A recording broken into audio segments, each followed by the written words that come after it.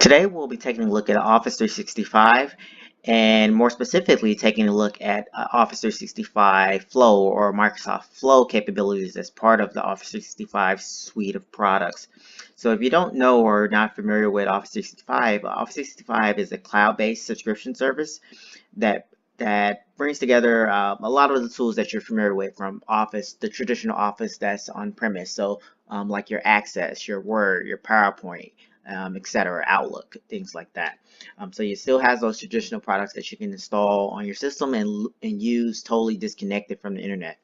But it also brings more specific capabilities that are where you have to be connected to the internet to leverage them. So things like OneDrive, which is you can think of as a cloud-based storage repository where you can upload your files and things like that and have a copy there from anywhere. And things like Microsoft Teams that provide instant messaging capability, file sharing capability, collaboration capability. So a whole lot of capabilities is built into Teams that is a part of Office 365. And like all of these products and tools integrated together allows you to kind of create and share and do things across all of your devices, regardless of platform, whether you're a Windows user or if you're a Mac user, or if maybe you just only have a phone, if you're just Android or iPhone or whatever you have. I mean, you kind of can leverage Office 365 across all of those platforms. But I digress. So as I mentioned, we're going to go ahead and dive into Microsoft Flow and show how you can use that for sort of arbitrary kind of automation or workflow type of automation things you can do um, to um, to make things a little bit easier and automated in your day-to-day work. So let's go ahead and get started. So here we are. We're on Office 365. So I've logged into my Office 365 account, and here I'm on my apps dashboard. So as mentioned, there's a whole lot of different apps. So this is a sampling of them. There's more apps if you click explore all your apps. But what we're going to be looking at is the Flow app. So I'm just going to go ahead and click on Flow. It'll bounce me over to the Flow app here.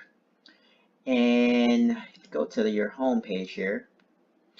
You have a whole slew of various different pre-built connectors and templates for various different scenarios. So for this particular scenario, I know that I want to do something with SharePoint. I want to um, essentially check a list that exists in SharePoint, and anytime that list is updated or new item is added to that list, I want my team to be notified of that via email. So what I'm going to do, I'm just going to go ahead and click on SharePoint. And then this will show me some pre-created templates that may match the scenario that I want to do. And say if the scenario you want to do is only like partially one of these solutions here, you can actually always add on additional steps to the template after you configure the initial part. So here we see some for start approval when a new item is added. So when a new item is added into SharePoint, for example, we can have a process where that new item request is going to send to someone for approval, and then once that person approves, it'll kind of update or maybe send an email or do something else after that. We can do some things like record form responses in SharePoint, and this one sounds a lot like what I want to do. So I want to send a customized email when a new SharePoint list item is added. That sounds like a good choice, so let's go ahead and go with that one.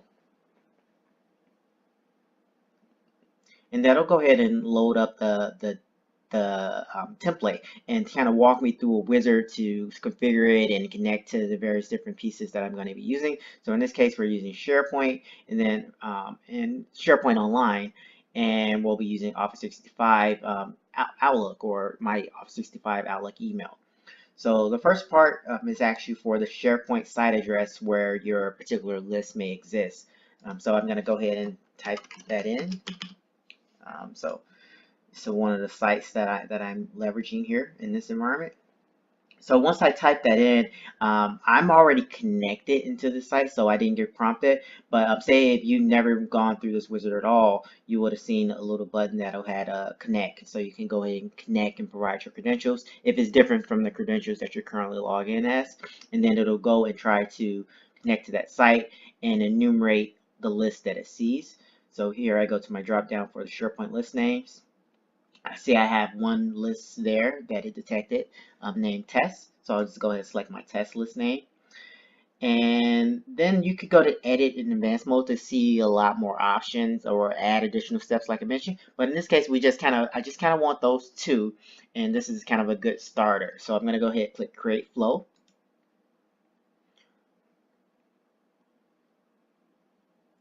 And in that point, like you see in a few clicks, I'm now actually ready to go. So I get the message, that's it, the flow has been saved to my flows list, and it could be ready to go. So by default, it will send an email to my address. So I may not want it to go to my address. I may want it to go to like a distribution list of my team address and not my own personal address. So let's go back into here and edit this to make it a little bit more go to where we actually may want it to go. So after we created that, those will appear in my flows. So if I go, so you can see here I have two different flows on this particular like demo account here. So I'm going to go into the one that I just created. So I'm just going to hover over it and I can click the little edit button. It looks like a pencil or pen here. So I'll click my edit button. And then I see essentially the three steps that it created for me based on the little wizard we just went through. So one, the step to get the new item, and then it'll get some information about my account, like so I can pull various different properties off my Office 365 user account. So things like my name or phone numbers, business address, any of those properties that you have associated with your username, you can actually have those plop down into your customized email message that you're going to send later. And then finally, it goes and send the email. So what I can do, I can go ahead and click on and drill down into these. So here I can see, okay, that's the site I selected. I can see the list name. There's some advanced properties where you can do some additional filtering. And then the same thing on the get my profile step. There's some more additional profiles. So you can select different fields by just specifying what that field is. So I'm specifying, by default, it picks the giving name and mail. And then if we go down to email, it populates some things by default, kind of a generic message. So by default, it sends it to you. So this is what this variable that it published in there, it'll go to that address. But say if I wanted it to go to my Sharepoint test team at techreviews.com. So say if I wanted to send it to that email address instead, so that's a team group. And then if I wanted to give it a custom subject line, so by default it just says new item added, which is not that descriptive. So maybe I want to say Sharepoint test list new item added. I want to put a little bit more text there. And then in the body, when you see it'll say like hi, your giving name that it pulled from your get my profile step. So I could put hi mail or any of the other variables that are available from that step. I can have it populate here. And then I can put my own additional text as well. But by default, what we're putting here is a new item was added at. Let's see what this variable is. So if we look over here on the right, we're seeing the expression that's driving this function. Right, so it's got a trigger body of the created by, so that'll be kind of like a timestamp of when it was created. And then we see by, so that'll be the author, so the author that created that. And then it looked like it also is going to pull the display name of that, whoever that author is. Right, and then the details of the actual list item that was created. It'll put that into the details down here.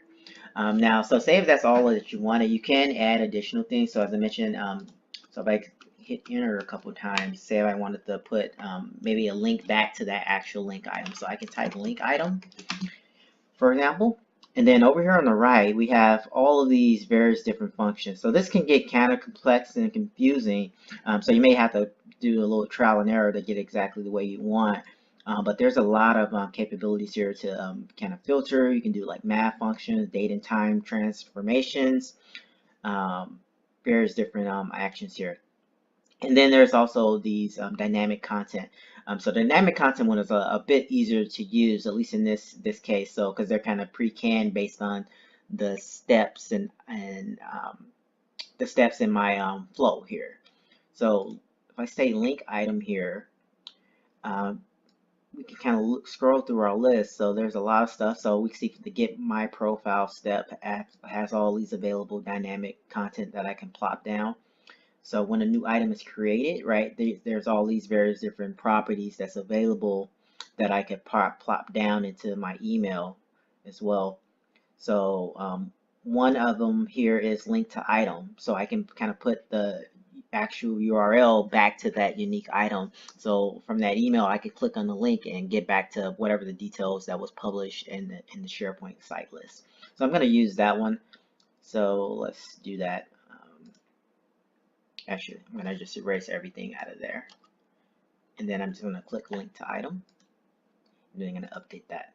So that'll go ahead and plop that down as a variable in my query here. I mean, in my email format. So now what I can do, I can just hit save. And it'll do some light verification, make sure that what I put in the list here is actually valid and all of that. Make sure that it works, that I don't have any errors in my syntax. So you can click the flow checker here. So I see I have no errors, no warnings, so like I'm all good. And then you can also contest it, right? So right from here, I can hit test, and then I can say, since this is a never ran before, I can say I'll perform the trigger action, and then I can hit test. And then what that'll do, that'll go ahead and set up the job to go and actually start watching that list that I specified. And then during this test, I'm just kind of go and verify if everything is working as intended. I can go over to SharePoint and actually create a task in that same site, and then we can see if Flow picks it up, it sees it and sends the email, and all of that stuff is working as we intended. So let's go and do that now.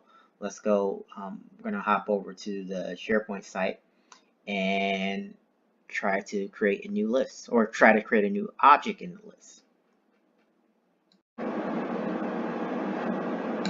So here I am. I kind of jumped over to the team site that has the list, and I'm in my test list that I have here. It currently doesn't have anything defined.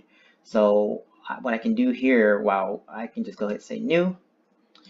Go ahead and fill out my list, list items. So I can say test, I don't know, test one. Say location. So all of these things are customizable. These can be anything you want in your list. These are just kind of fields that I manually put in. So I can say USA, mission critical. Let's say yes. Let's say this is mission critical. Again, this is not something you probably will see if your list has just been created.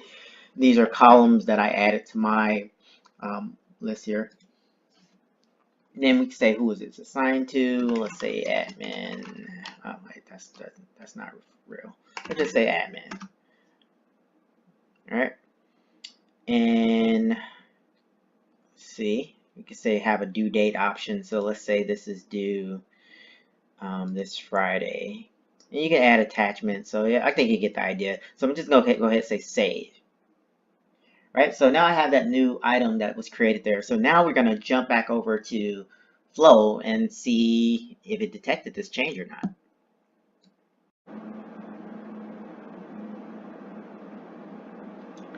So back over at Flow, we see it says my flow ran successfully. It said when a new item was created, it took about 1 second for it to detect that. It went on to the next step, so there's no errors. It said it sent the email. So if I check my email, I should have a message of some type or email from Flow with the details of that change that I just added to my list. So as you can see, just in a few steps, like a couple minutes, you can get some really powerful automation going depending on what you're trying to do. And like as I mentioned, you can add additional things there. And yeah, like I just got the email just now, so it didn't take very long after this flow ran it for that email to appear in my inbox. So maybe like 10 seconds later, just a couple seconds later, it was popping up on my phone here. So yeah, it's pretty straightforward to use. You can get some pretty good automation things going, and you can add additional steps to this. Say maybe after you send the email, maybe you want to do something else after that, or maybe not send an email, maybe send that to a different list, or save the files to OneDrive for business, or something like that. You can kind of get creative just depending on what your workflow needs are and for whatever you're trying to accomplish. And since it has so many, if you go over to connectors, it supports a lot of first party as well as third party platforms. So these connectors are already pre-built, so you kind of just drag and drop things, connect them together, connect to whatever those services are, and then you can flow data in between those various steps pretty easily. So you have things like Twitter, you have RSS feeds, and then you have like the Microsoft first party like Outlook.com, Office 365, OneDrive. Then you have other third party things like Mobile EWS, documents, Adobe Creative. So there's a whole slew, a long list of things that are supported. And these connectors, as I mentioned, are already pre-built. So things like Salesforce, ServiceNow, the list goes on and on. There's quite a few options here. So hopefully this brief overview demo scenario has been useful, and you start using Flow for whatever your use case is, because it's pretty neat tool. You don't need any like on-premise infrastructure to really leverage it. Everything kind of remains in the cloud, and then it can connect to third-party like software as a service services and pull data down, and so it seemed like it works pretty well. And it's all here for you to configure through your browser. So I will see you in the next one. Thanks for watching.